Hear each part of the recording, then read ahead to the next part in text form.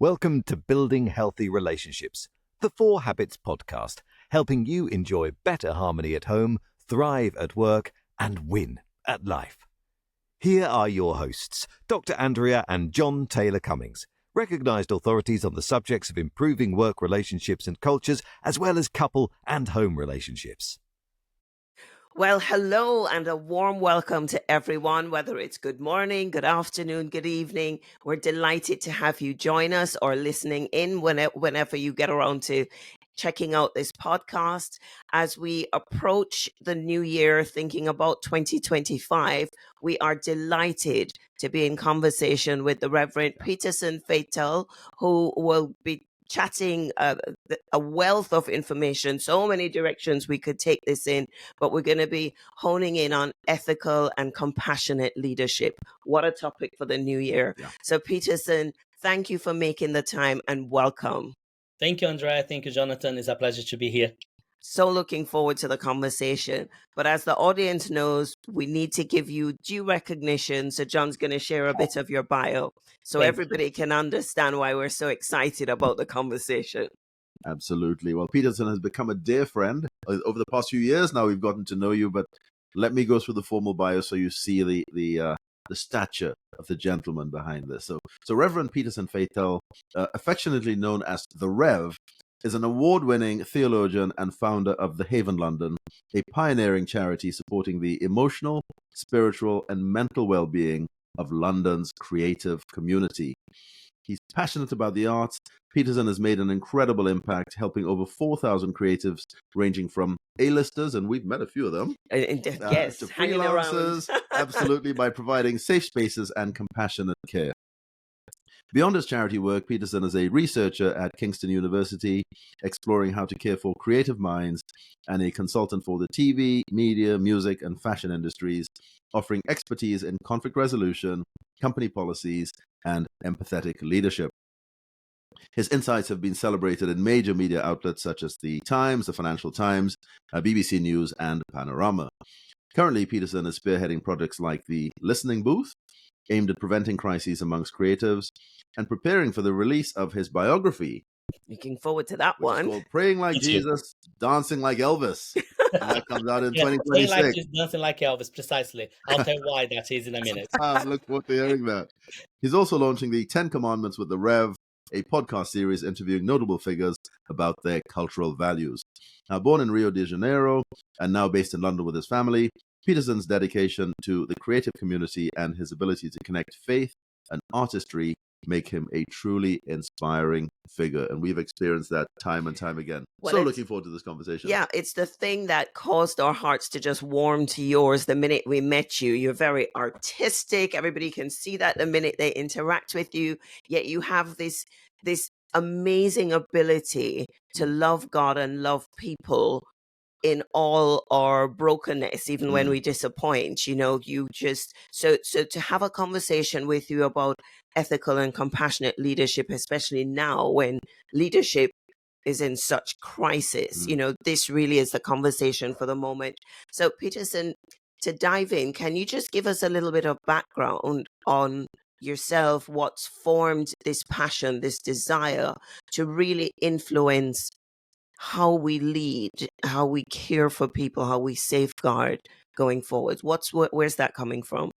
Oh, thank you, Andrea. I would like to say thank you, everyone, for listening today's, and I hope it's going to be helpful to you in some shape or form. Definitely. I would like to start by saying that my vision is to reform pastoral care.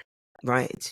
And the reason why I have this vision is because the center of our lives revolves about understanding each other and caring for one another in whatever setting you are. Although I'm a reverend, but actually I say to people, I'm a person of faith in the world. Yeah. And in that way, we can bring conversations together. So I think my story begins with really bad leadership. Right. So that's where it begins. And I had a lot of understanding of what good practice of leadership is based on those bad experiences. So, for example, I was born in Rio, as you said. I wasn't born in a Christian family, but I ended up one day wanting to follow the Christian faith, found myself in a church, and that was a moment of great change for me, because I was 5 years old, and it was just after I tried to attempt suicide. Wow. So that At was a kind 5. of like, yeah, I was 5. And there was reasons for that. My dad was an alcoholic.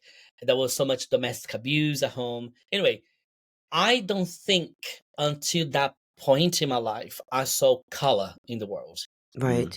I saw everything gray, literally gray. Mm-hmm. That moment that I had that, shall we say, rebirth in my soul, I saw colors. And I say to people that I have conversation with, I was baptized with color and and and love for laughter and joy. Wow. Because Yes. Okay. until that point, I never had that. But then problems began to arise. When I was around 7 years old, I had already become, I don't become, sounds too grandiose, but I used to preach. So my first sermon I preached, I was 6 years old. Oh, really? And then, of course, I love the choir, I love the music. And then, of course, I loved Jesus. Mhm. And then, of course, I met Elvis Presley.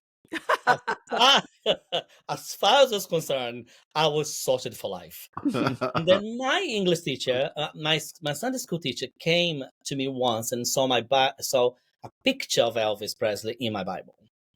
And then she said to me, "Why do you have this picture?" I said, "Oh, because I love Elvis." So did you know that Elvis had to be sent away from the gospel choir because he was singing the devil's music? Ah. I was never able to verify if this is true or not. Can I just make that clear? Mhm. But I was so like shocked. Yeah. Mm. Got And then it. I said to her, What? And she said, "We don't want that to be happening here, do we?" And because as I was singing in gospel choir, I was miming Elvis. And especially when I was preaching, the snake movement, that was it. I was doing all of that.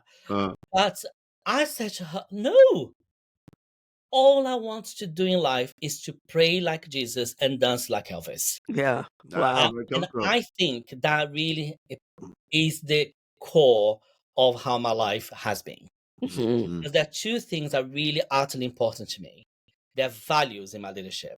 One is to be able to find a wealth of spirituality, of peace inside yourself Mhm. is important, is what Maya Angelou talked about finding your pristine place inside your heart when no one is allowed in. And we Mhm. can talk about that later. Mhm. And secondly, the idea of dancing, the idea of being able to express yourself for the way that you're made is for me one of God's greatest gifts to the world. Yeah. Like a singer is singing, when we hear a singer singing, we are hearing the purest sound of a human soul. Mhm. So when you're dancing, the leaves are dancing all the time. So you're dancing with your soul. So Yeah. there is something about the freedom to be yourself. Yes. So from that moment on, I got really intrigued by why creatives, especially artists, how my research started, would leave the church or any religious organization of any kind because they couldn't really fully be themselves. Yeah. Mhm. And Yeah. the tragedy around them, with some of them attempting suicide, others overdose, and bipolar disorders, to name but a few. Yeah. And my question really was, why and what is it about creative minds that really we needed to understand? Mhm. But that is because I was a creative mind. I Mhm. had a creative mind. I don't have a talent to dance and sing Elvis, but I had a desire to express myself.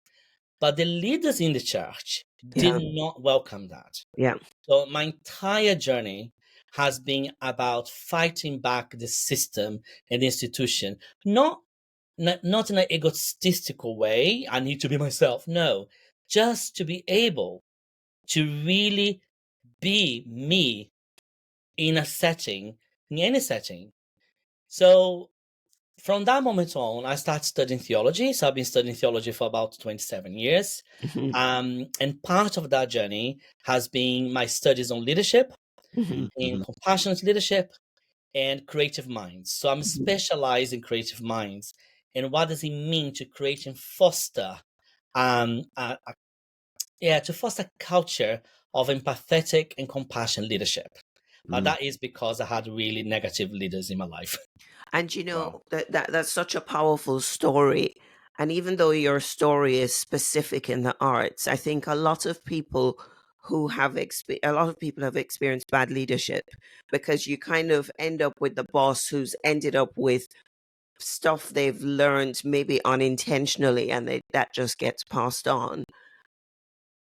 Everybody has this story around bad leadership and feeling either clipped wings or totally suffocated. Like if you go into diversity and inclusion, what are the themes that you're discovering that can help leaders create this space, create more space for freeing people up to be the best version of themselves? Thank you, Andrea. That's a very good question. I think what bad leadership does creates a culture of oppression. Yeah. Right? And I think that's fundamentally what it is. And I think people of color and women understand that really well. Indeed, yeah. It's like being in a space that you're not allowed either to be yourself or simply to express your views, right? It's common. So let me start this from the beginning very clearly. My very first challenge with leadership was when I realized that the church leaders were telling my mother, who was a victim of domestic violence and sexual violence by my father, who was an alcoholic. I'm very open about this because it's about educating people. And the very first thing was, when I asked for help for my mom and I, for my family, I was told from the very beginning that was God's will for her to be in that place. What? Exactly. So that was a very, God has made women for men. Now, men are the head of the church, the head of the family. And that just didn't make sense for my 10-year-old brain. Yeah. And then I vowed to my first vicar, pastor at the time, I'm going to study theology and show you that you are wrong. Wow. Because as far as I'm concerned, I remember having this conversation several times. As far as I'm concerned, regardless of your faith, regardless of religion, there's only one reason why here on this planet, and that is for relationships. Yeah. And you cannot tell a woman in a family that this is God's will, because that puts God in a place that I don't think he deserves to be. Yeah. I think And he didn't model that. No, exactly. So that kind of modern leadership that was inclusive to women was not there. But for the men who behaved badly, constantly, it was there. So then I kind of made a decision. I'm never going to be a perfect human being, but I'm going to treat people well. So moving on from that, of course, I studied that for a long time, and I started having conversations with leaders, and I began to realize that if leaders are not willing to delve deep into their own wounds, into why they think the way they do, they needed to revisit what the leadership can look like. Yeah. Because the impacts of that will always have a root somewhere. And the other thing that I discovered is that there's an intrinsic difference between empathy and compassion. Yes. Empathy will, of course, I feel for you, Andrea. I feel for you, Peterson. I feel for John, whoever that may be. But sometimes I'm not going to be courageous enough to take a leap to help somebody else. Yeah. And that's what compassion leadership does. I'll go out of my way, even though I may lose my job, I may lose some respect in some ways, but I will do that. Yeah. And I think that's the shift that I see in leadership that is constantly a challenge for a lot of people. And it's one of the reasons why in the UK now, sadly in the church, as we see in the BBC, with with Greg Wallace, I think is his name, everyone talking about this culture of silence. And I think when you are not able to understand the challenges within yourself and how you're treating others, we can very quickly, all of us, want to be silent in front of some circumstance, some challenges in front of us. Mm. And I think for me, that's one of the things about leadership that really needs to be talked about very seriously now. Wow, these are serious and significant changes we're looking at. I mean, the environment that you've been in is one that has had thousands of years of tradition and things being done a certain way. What you're saying loud and clear, though, what I'm hearing is things need to change, and there's a price, there's a cost for changing, as you say. It's not change doesn't come easy. What are some of the things? What are some more of the things that you started sharing on that vein already? What are some of the things that need to be done to get these changes in place, to make the difference that you're seeking to make, that needs to be done really out there? Well, that's a very good question. I just want to make clear that I don't speak on behalf of any organization, let alone the Church of England. I'm talking from my own experience, my lived experience. Working for years in various settings and coming to the creative arts purely because I felt when I was studying, when I was in Cambridge training, I was completely shocked when I saw the data of lack of care for CEOs and leaders. Right. And there was a very lack of provision. So I started the Haven, which now I closed, with one purpose, which is to provide and innovate care for the creative mind and for the creative sector. Why? Because the pressures in those environments can lead people to depression, suicide ideation, family breaking down, you name it. And actually, for me, there are two ways of thinking about this, but to become a little bit simple is I studied church history for years. And one of the things about church history that was always so interesting for me, especially with the Jesuits, is the model of compassionate leadership and actually how pastoral care took space, took shape. Some saints, some Christians, some people start hospitals, nursing homes. There was a practical side of it. Again, there are two sides to it. But I'm talking about here is the response that one has to human suffering. That's what I'm talking about. I'm not talking about whether it was a good or bad thing that we started all these things throughout the century. I'm talking about you look at someone and then your heart goes out to that person. Why? Because that person can achieve better and can achieve more. And all I want was to do that, was to look at a particular sector and particular type of brain, which I didn't know at the time. That was my mission. I want to make people feel free to be creative as they can possibly be. And of course, there'll be a cost. And I think, John, your question about cost, oh my gosh, we could be here for hours. There is the reputation cost, there is the financial cost of organizations, there is all this cost, but I still don't think that those costs are going to be anywhere as costly as losing the value of relationship with one another. You're touching on so many really powerful themes. And what I'm hearing is the big cost where we need to step up is the cost of courage ourselves, to have the courage to say the way that person is being treated is not right and it's not fair. And I'm going to do what I can to change that. Yes. And certainly I'm going to make sure I'm not part of the problem either, to continue that treatment, even if historically that's how things have landed. That takes a lot of courage to be able to do that. But sorry, just jump in for a second. I think it's courage in the face of fear, because I think the fear is if we start to challenge these things, we may lose everything that we've had. And the system will shut down. Yeah, we don't know shut us out. We don't know what's on the other side of this. So maybe we'll just stick with what we have. Let's just put some of those things under the carpet. Let's not change things because we could everything could go belly up. And John, and it probably will. Mm. When you have to take courage, you have to take that into consideration. It will cost. Yeah. The question is not what's going to cost me. The question for me is how my decision will change the lives of others around me. Yeah. So let me give an example why I became quite hot on this topic, because of my lived experience of institutional racism, right? That is no news to anybody. It was in Panorama, was all over the world. I was shocked actually when I saw my face plastered in so many newspapers.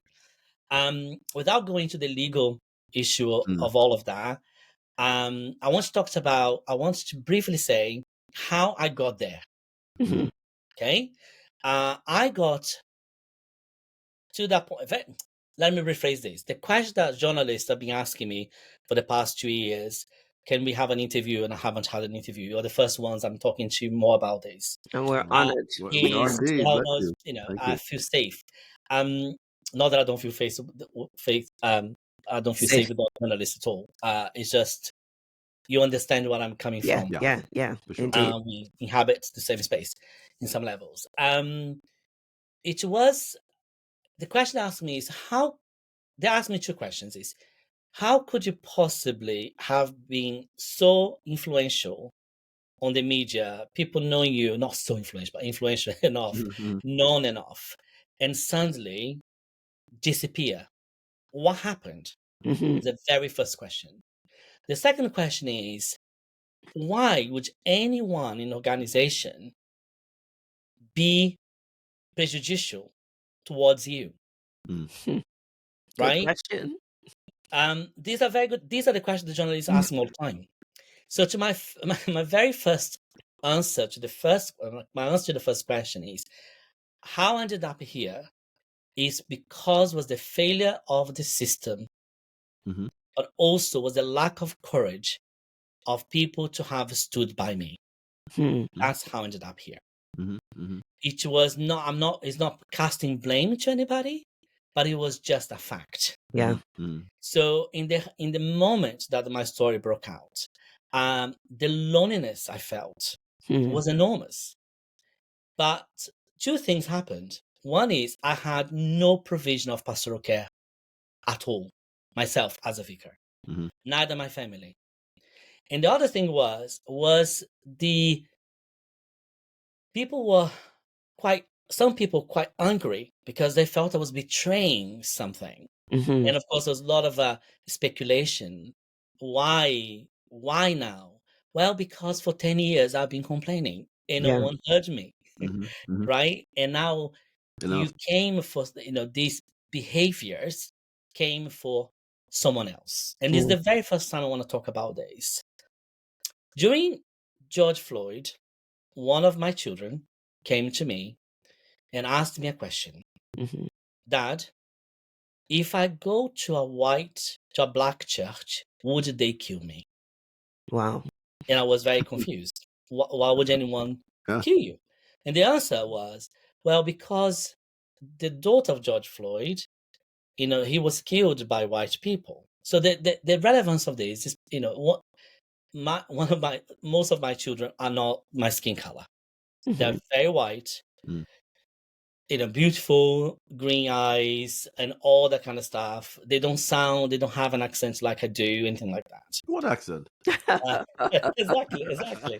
So you have to say because of your beautiful, gorgeous blonde White, Helen. of course, absolutely. But then when I was listening to understand, not listening to reply to this particular child, because there is a difference. I asked her, why do you think if you went to a black church, they might kill you?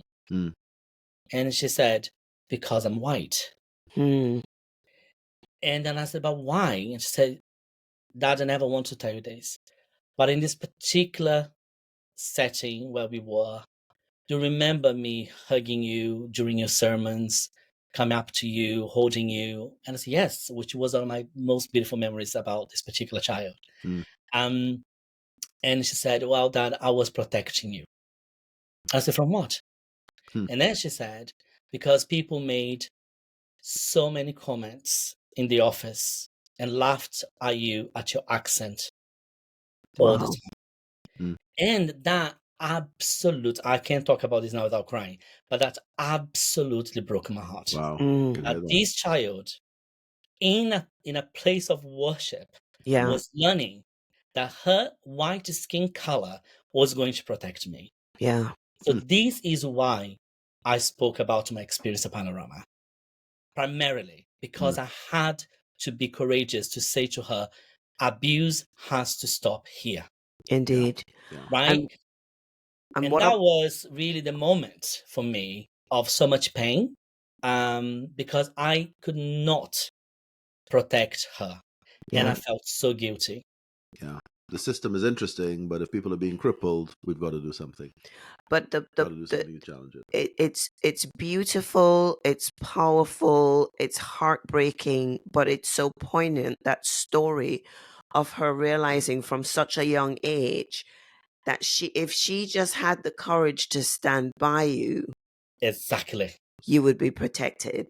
And she did have the courage. And she did have the courage. So now and that's was what for we're me. saying about leaders, to have the Absolutely. courage to use their voice, their power, their influence to stand by people See who are something being wrong. mistreated in any way. Do something about it. Absolutely. And for me, that conversation was a turning point. It was almost like God was shouting in my ear, Yeah. you have a responsibility here to her, Yeah. right? And for your family, for all your children, you have responsibility here. So in some levels, I was complaining about these behaviors, the bullying, all of that for a long time. But when this is what systematic problem is, institutional racism is, we are talking about many organizations, not only religious organizations, who want to shape leaders of the future. There's a lot of focus about entrepreneurial startups, VCs, and all that, investing in them. My decision at the time was, if that child is going to be a leader, she needs to understand from now that discrimination is not okay. Yeah. That lack of integration, of belonging, is not okay. Yeah. And the only person in the world who can teach her that, apart from God, is me. Yeah. And that was on me. And the price has been so hard for us. After that, I ended up on food banks. I ended up living on university credits. I ended up losing lots of friends who went completely silent on me. And no one really know until now that I told you why.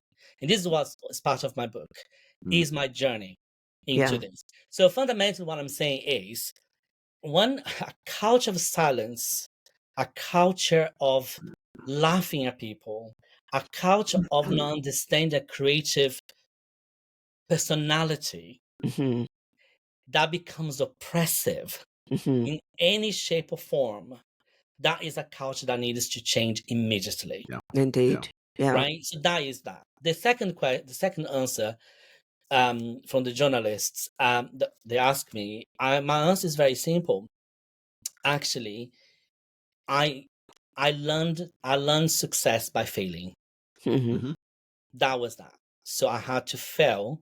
I had to let it go. A lot of my work, a lot of the prestige, in order to understand what a successful, powerful leadership relationships actually look like. And what amazes me, continues to amaze me in the conversations that we have, is how you've been able to acknowledge and feel the depth of the hurt and betrayal, and yet have a very gracious, forgiving, constructive approach to, so what do we do now and how do we move forward in this? How do you do that, Peterson? Because there'll be many listening who, to varying degrees, have experienced that. How do you move beyond hurt to doing something meaningful and impactful like you're doing? Well, I don't think, Andrea, it's very kind of you to say that. There are two things really, for me, that I had to make a decision about. One was to read. I needed to read and gain knowledge of how racism, lack of belonging actually happens. Mm. And the reason why I'm saying this to you is because I never walked in a room looking at my skin color Mm. until I started working for this particular organization. Right. I remember whenever I was going to preach, for example, I lecture quite often, I speak at conferences, I never have those comments. But in this particular organization, whenever I was going to preach, someone would come and say, just be yourself, which is an English phrase, apparently. But as far as I was concerned, I was being myself. Yeah. I was having a conversation with a friend of mine. Yeah. She does a beautiful podcast talking about imposter syndrome. I never suffered from that. And the reason, not because, oh my gosh, I had a wonderful life. No, is because the moment that my life changed at 5 years old, Mhm. I knew I was in the world, Mm. and I knew that the world would be a beautiful place as long as I could love people in the way that I wanted to be loved. Yeah. So it became a forever self-reflection. Mhm. And I think one of the biggest voices in this for me has been the work of the writer Toni Morrison. Mhm. Mhm. And I remember talking about a quote that changed your life is when she talks about the function of racism.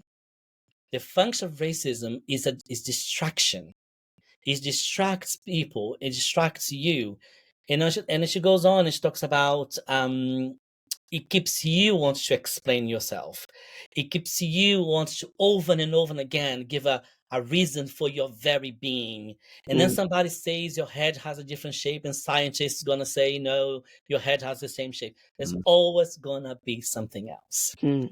So when I read that, something changed inside of me. I will never ever going to be over explaining myself and my reason for being for anybody. Yeah. Because actually, the beautiful Brené Brown, she's right. Yeah. If you walk into the world looking for reason to not belong, you're gonna You'll find it. Yeah, it. sure. You'll find it. Yeah. For me, I never looked for that reason. Yeah. The reason was, people knock on my door to tell me why I didn't belong to a particular elite, Yeah. why I wasn't quite the particular, flavor. Yeah. And that is another podcast session for Yeah. that. And I think the education of that was very important. And actually looking at the leadership books and studying leaders. And then that's when I found the only way that I can change this is by behaving beautifully Yeah. under the most impossible circumstances. Because the narrative that I was given, and for a person of color, this may resonate, that Black people, brown people, Latinos, we can be very aggressive. Mm. That we can be quite, I am none of those things. Yeah. But the trouble is when you suffer trauma, you want to respond. Yeah. And this is the second part of my lesson. Mm. Why spirituality is really important. Because I had to relearn the art of meditating and journaling. Mm. I had to sit with my thoughts. I had to quiet all the voices that were saying that I don't belong, that was saying that you're not quite the right fit, to be able to assert that actually I do belong. Actually, I do have value. And this is on you. Yeah. If you don't see my value, if you don't see that I'm worth belonging, sorry, mate, but that is on you. Yeah. Yeah. And leaders who are compassionate, they are not only leaders who have empathy, they want to see a change. And it pains me to say this, but in the context where I was part of, no one stood by me. No one stood for me. I did not see those leaders there. Yeah. All I saw was a lot of excuses and a lack of accountability and fear that maybe I'll sue. Maybe I'm going to be aggressive. And actually, Andrea, all I wanted was one thing. Peterson, I'm so sorry. Yeah. Was Wow. this- That's all I wanted. Yeah. Yeah. All I wanted was, I'm so sorry. And that didn't happen until later. Until, of course, people have to figure out whether I was right or wrong. Yeah. And actually, all I want is to be able to say to them, I'm doing this because my children are learning about racism inside a holy space. And I know that church is not perfect because we are not perfect, right? Yeah. So Yeah. that's not going to be. Organization is not perfect. But actually, because we are people of faith, we have to do better. Yeah, indeed. And it We has to have at to. least be our intention to keep working at it until we get it Exactly, right. absolutely that. And that was my point. Because I love the church so much, that's why I'm going to speak about this. Yeah. But I was not prepared for the avalanche of emails, text messages that I was going to be getting from other groups, like other Latinos, other Black individuals, LGBT, and people who are part of this organization, and said, we cried because we know what it means to not belong. Yeah. So I left that kind of the religious sphere, Yeah. and I found the kingdom. Yeah. Yeah. So many beauty happening elsewhere. There's so much coming through in that. I know. Piece. I mean, I'm looking at just sort of summarizing some points as you were going there. I picked up on what we need to do to make the changes. Clearly, education is a big one. As you say, you spend a lot of time studying it, just understanding, getting to the root of it. But spirituality has clearly played a big part in that as well, getting to understand yourself and understand what drives you. Compassion and courage clearly coming through there very strongly. I think we might need to do another session. Well, I'm just, we're up against time, but oh my goodness. With our wonderful Peterson, there always has to be a part 2. But I love the way that you have, John, that was a great summary. There's a line that you said earlier, something about turning up beautifully in the middle of real pain. I can't remember the exact words that you used, but that's our experience of how you present yourself, that despite the pain, you do your very best to turn up beautifully in the way that you engage and interact with others. And what if for each of us, whatever we're going through, we could find that, what did you call it, that pristine space in the soul that nobody's allowed to come in and tarnish, so that we can draw from that to influence how we turn up as leaders, as individuals, as people with influence over institutions that need to change, to help give us the courage to change. What have we not discussed that you would love to share with listeners who might either have experienced that sense of being pushed out, not belonging, or had deep hurts that they need to process to move forward into the new year? How can you help lift people from wherever they are to turning up beautifully in 2025, whatever's gone before? Well, thank you. So let's make this simpler. There are two things, actually. Part of my work, part of my journey has been studying creative brain, creative minds, and the concept of resilience. Yeah. So when we talk about organizations and leaders, resilience is very much something that people talk about as your responsibility. Yeah. You have to be the source of resilience, right? Yeah. Actually, what I have discovered on surveys and reading so much about and everything else I've done is that actually resilience is like a muscle, and that needs to be exercised. But also resilience is like an scaffolding. Right. We need each other to create steps on that scaffolding for us to thrive together. So therefore, what do I mean by this metaphor? Is for you to succeed, you're also going to need to learn three things, I think. One is to learn to differentiate criticism to positive critique of yourself. So the very first thing I did was I found a coach. I attached myself. I went to I saw psychotherapist. Also, I had a group of very few friends who I know really well, and asked them, "What is your experience of me?" Be honest. Brave question. Okay, because I needed to get a sense, not of affirmation. That's different. out of understanding of how I present myself into the world. Because you know what? I may have done things that made people misunderstand me. Yeah. And if I have, I need to go back and apologize. Yeah. So you need, as a leader, to be able to own this space and say to others, I'm sorry. Yeah. And I remember one morning when I was journaling, I remember an instance in which someone came for my help. A Black person came for my help, and I didn't help that person.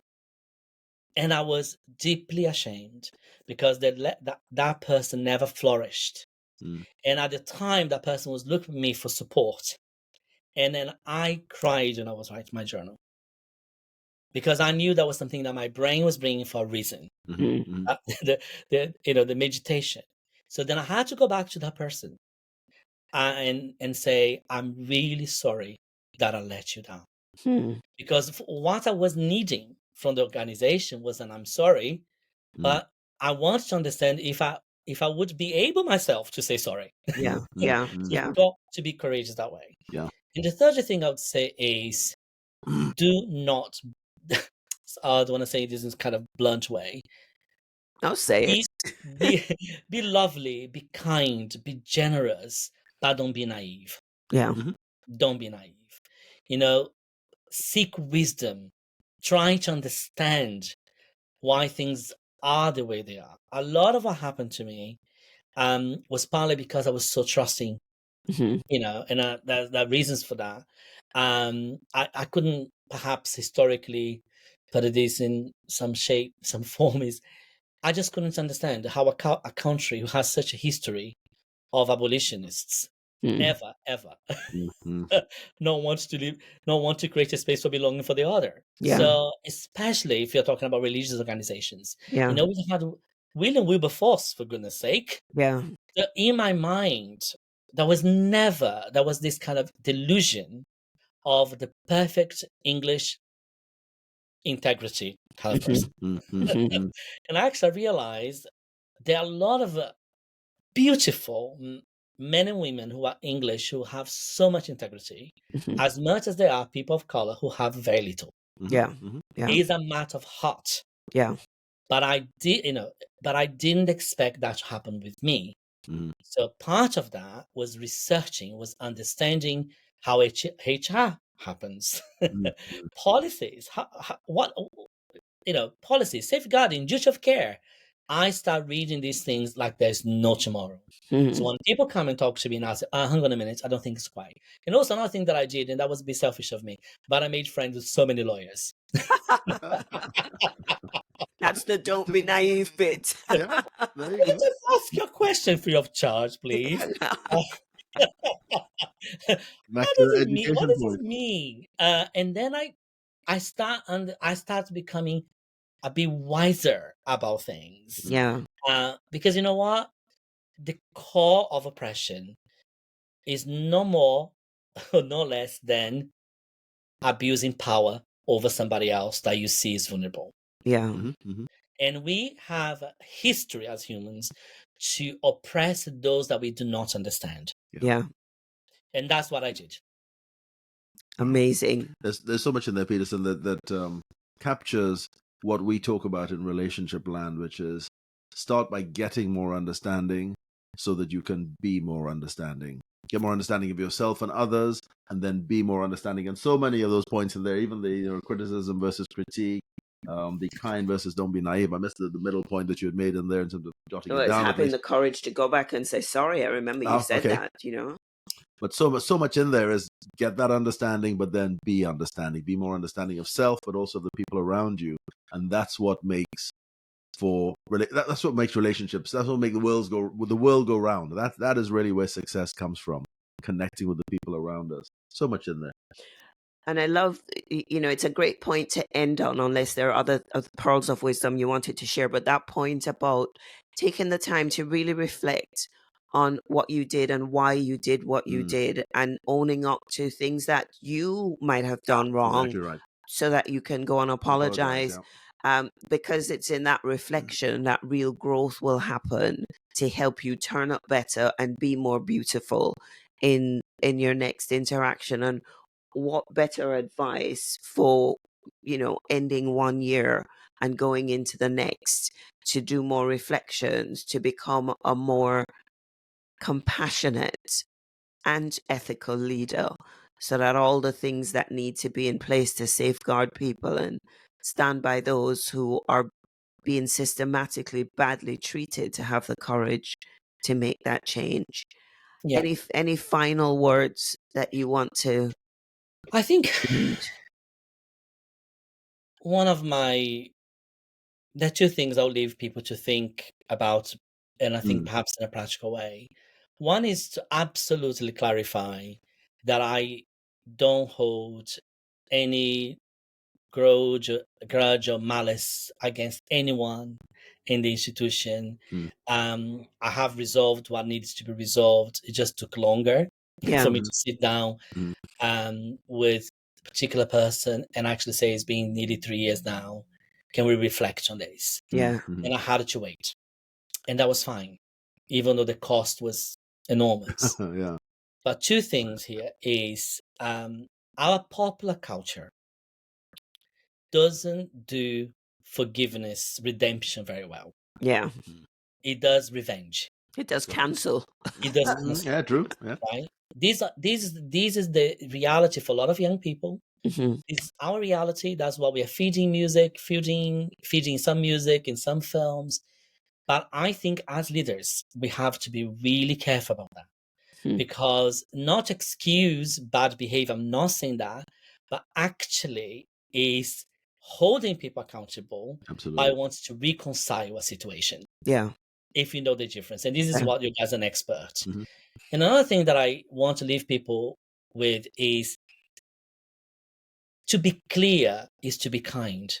Unclear is unkind. Yeah. So even though you may think you've been so clear as crystal, go back to the people that you are managing, go back to the who manages you and ask, am I clear? Have I made sense? It sounds so minimal, but actually a lot of conflicts in organization happens because people are not being clear. Yeah. A lot of problems in marriage also happen because we're not being clear. Yeah. A lot of problems in our relationship with our children happens because we're not being clear. So that point of resilience being a muscle is that too. You have to exercise the muscle of clarity. Yeah. And it's gonna take a long time. It's gonna be painful. It's gonna be difficult.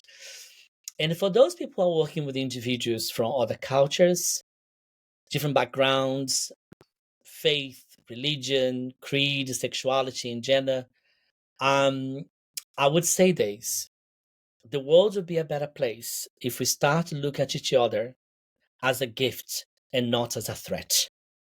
Yeah. When you're open to that possibility, Yeah. your life is going to be so rich, even though you may not be financially wealthy, but you're going to be rich.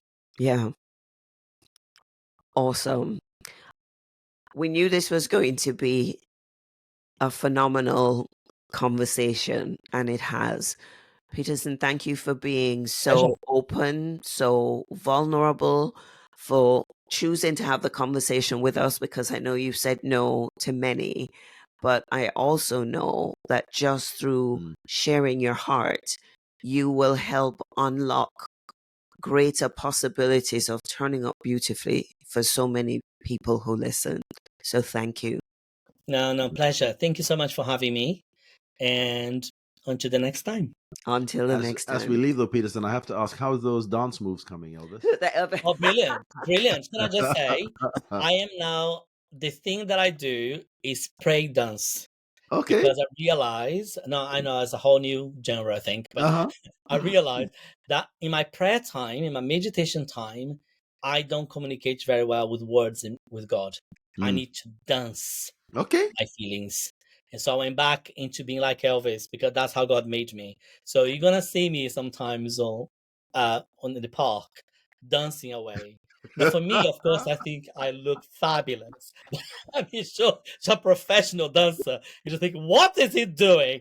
But in my mind, I am on dance floor in heaven, babes. Well, there you go. And to God, it will be beautiful because it's dance coming from the Yeah. heart. It sounds like Yes, me and my that's singing. When I'm singing, I think I'm sounding great, and my children look at me, they're like, "Dad, no, I think that one's a bit off key there. That one isn't quite right there." So I Oh, empathize. Yeah, that's yeah. right. I That's hear right. you. Great dance No, away. No, that's it's beautiful. When's the book due? So hopefully either the end of 2025 or beginning of 2026. Right. I'm kind of keep rewriting it. Yeah. You Well, know, we'll just keep having these conversations so because I'm that we get, evolving. yeah, I'm growing, and I keep thinking, well, that doesn't sound very generous. But I'm writing a chapter that's going to come out next year in America and Canada, talking about the power of resilience and perseverance. yeah, Where we're going to talking about is spiritual resilience. So yeah, that chapter is going to be 100 in 2 weeks' time. So people okay. can have a little read on that. yeah. Awesome. That's And the if they need next to track that down conversation. and track you down, I think we have a note of your website. What is it? Yes, your petersonfeital.co.uk, and there's another one there, a televisual. So a couple of links for people to track you down, find out about you, connect with Yes. you. We'll put those in the show notes as well. But Peterson, thank you so much. Pleasure. It's been a fantastic session with you. Loved having you on here, and I'm sure the leaders will leave inspired. And yeah, 2025 is looking bright. You know, Yeah. as long as people can have that courage Yeah. and compassion to go ahead and make a difference. So thank you, and thanks to our audience for being with us yet again. And see you the next time. Yeah. But for now, it's bye-bye. Bye-bye and happy 2025. Indeed. Yeah. Alrighty, bye-bye. We hope you enjoyed that episode. And if you did, and you want to hear more, the best thing to do is subscribe. Then you'll never miss an episode. There's a new one every Friday. You can stay connected with us on social media at The 4 Habits for updates, behind-the-scenes content, and to participate in discussions related to the show. We always love to hear from you. And of course, if you've enjoyed this podcast, please leave us a review on your preferred platform to allow us to reach more listeners and help people around the globe radically transform the way they do relationships so they too can enjoy better harmony at home, thrive at work, and win at life.